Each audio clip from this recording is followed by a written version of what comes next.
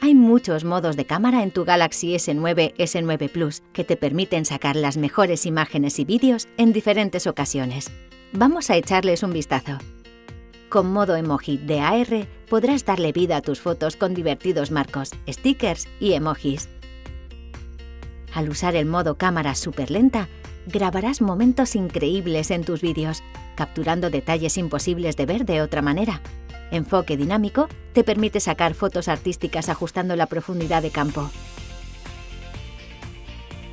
El modo cámara rápida es la mejor manera de capturar largos periodos de tiempo y reproducirlos a velocidad súper rápida. El modo automático es la manera más fácil y rápida de sacar una foto.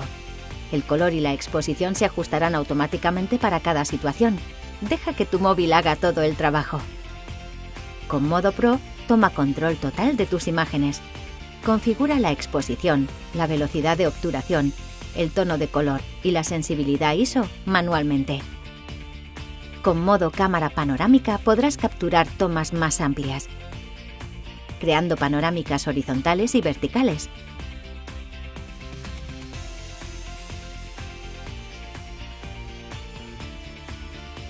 El modo comida hará que tus platos favoritos salgan increíbles, resaltando los colores vivos. También existen dos modos que no aparecen en la interfaz de la cámara por defecto. El modo deportes te permite sacar fotos más claras de escenas en movimiento, como una persona corriendo. La cámara lenta te permite grabar a 240 fotogramas por segundo.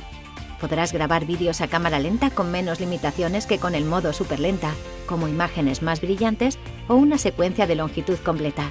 Para elegir el orden, agregar o eliminar modos de la interfaz de la cámara, abre Cámara, pulsa Configuración, selecciona Editar modos de cámara, elige entre la cámara trasera o delantera y selecciona los modos que quieras que se muestren en la interfaz de la cámara. También puedes elegir el orden en el que aparecen los modos, arrastrando cada modo a la posición que quieras. Esperamos que hayas disfrutado con este vídeo sobre el uso de tu Samsung Galaxy S9, S9 Plus. Echa un vistazo a más vídeos o visita la Samsung Community para aprender más acerca de tus productos Samsung.